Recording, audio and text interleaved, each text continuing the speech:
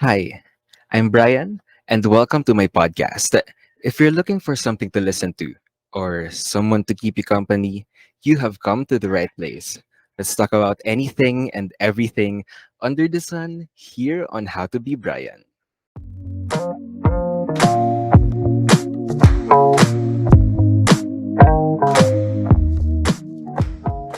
Hi there, listeners. This is your homeboy Brian, and welcome to How to Be Brian, the podcast. This is the reflections and musings of a young adult on a pursuit to educate and live purposefully. If you're new here, then please do not forget to subscribe. But if you're an old subscriber or follower, then welcome. We meet again.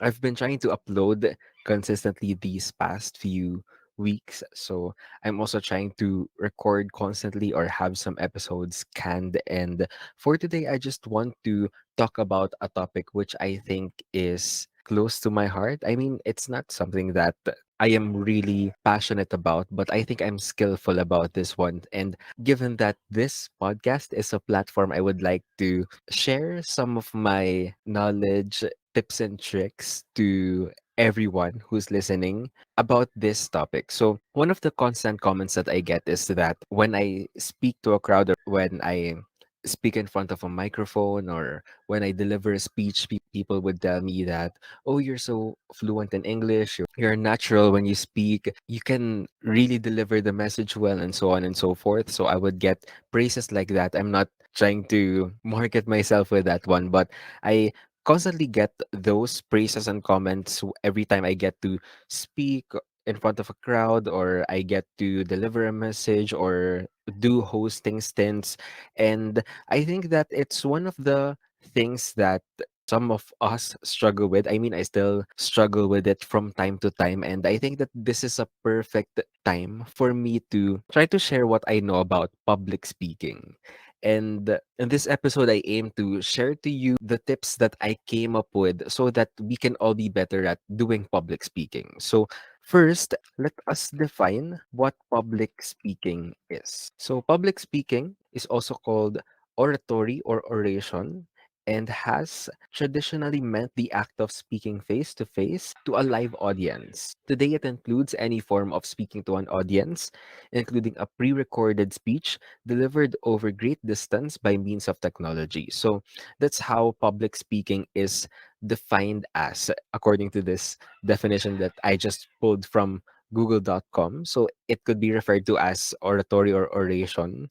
And then, of course, it has a lot of forms, and you see that when you attend trainings, seminars, events, you would see guest speakers deliver a message, opening remarks, closing remarks. You would also see a lot of really popular speakers get invited in events so that they can share their knowledge, their skills, and experiences to the audience.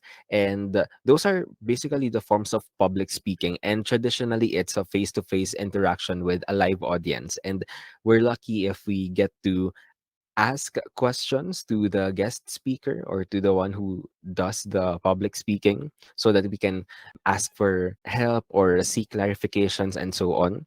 And nowadays, it's done virtually.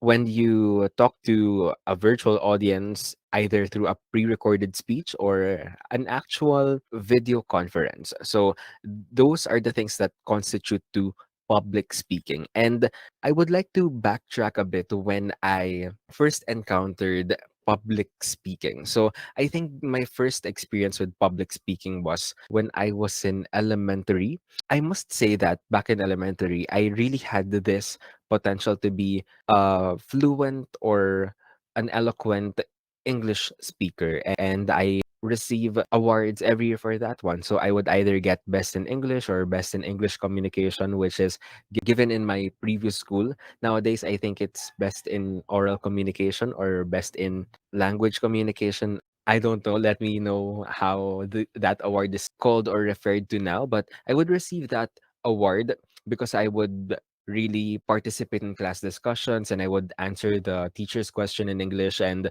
another thing that contributed to my ability to speak in English and my ability, of course, to express my thoughts in English, even if it's just out of the blue and unplanned and spontaneous, is that I consume content that's in English. So my content preferences, if you guys don't know, are all in English. I listen to music that's in English. I listen to radio shows wherein the DJs speak in English. I watch movies and TV shows that are in English. I read articles and news and essays that are in English. And basically, they all contributed to the way I speak now. When it comes to my accent, it's basically dictated by, of course, my surroundings, and a part of it is just a combination of the people who I constantly hear, talk to, and listen to. And when it comes to the podcast, my speaking style is just very natural, and I picked up on a lot of my favorite podcasters' way of presenting ideas. And back in elementary, I think my potential really stemmed from my content preferences, in which I listen to English music and so on. When I was in grade six, I was thinking of a way for me to push myself out of my comfort zone because I am an introvert and I'm also a bit shy, but I know I really had the potential. So I kind of pushed myself to join a declamation contest when I was in grade six.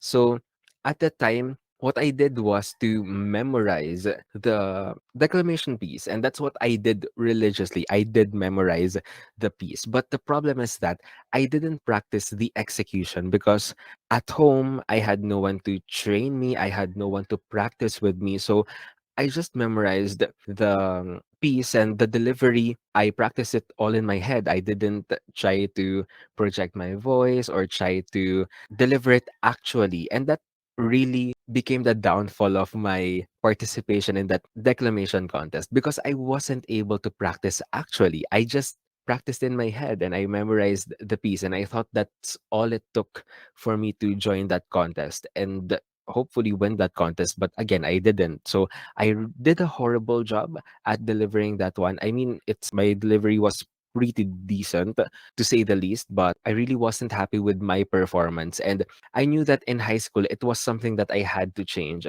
So in high school, I would get reporting jobs, of course, for different subjects. I would get reporting jobs for English, for science, for Filipino, and so on. And it would be really challenging for me because I want it to be flawless. And even if I am just a high school student at the time, I wanted to be in the same level or caliber as my teachers. And when you have teachers who are really eloquent and fluent and they know how to carry themselves and deliver the lesson in front of the class, it inspires you to be like that as well. So I tried my best to really push myself and have that level of preparedness and presentation. And I must say that in high school, I enjoyed all the reporting stints and jobs that I did in front of the class. And I don't know if students still do that, get assigned a topic and then they would report it in front of the class. So that's a thing in my generation. And also in high school, I happened to join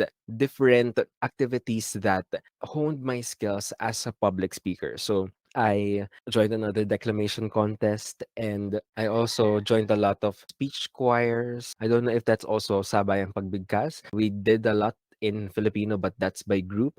And I also participated in a balagtasan presentation, which is like a debate, and so on and so forth, until I've gotten used to expressing my thoughts continuously and spontaneously in English and in Filipino. So that was in high school. And then when I got into college, of course, I took a major in English. So that required me to be exposed to how language is developed, how you construct a sentence, how you construct a statement, how you do extemporaneous speech, impromptu speech, how you do memorized speech or manuscript speech, and so on, and all those speeches. So, as an English major, it became my training to really speak in front of a crowd, the class, an audience, and so on. And when you constantly do demonstration teachings as an education student, it really enhances your ability to deliver content in front of an audience. And I honestly thought that my college life was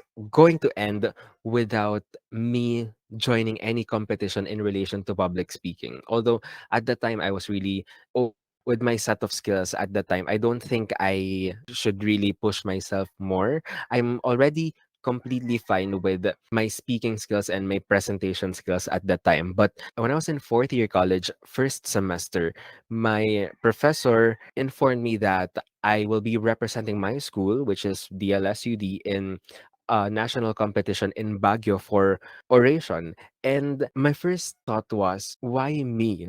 I mean, I know that, of course, I can deliver a speech, but it's oration. And definitely, oration is different from demonstration teachings or just delivering an ordinary speech or delivering a message or presenting your ideas. It's a different thing compared to what I'm used to doing. But I kind of took it as a challenge because it also required me to write an original speech and then deliver it in front of a panel of judges. And I really enjoyed the process training for it. And contrary to my first experiences with declamation in high school, where I didn't practice verbally, this time I had a coach who trained me. I had set of friends and colleagues who watched me deliver my oratorical piece and gave feedback to me every time we would practice. And I really enjoyed the process of doing it. And by the end of the competition, I won third place. And it was really an achievement because aside from it being a national competition, I was also able to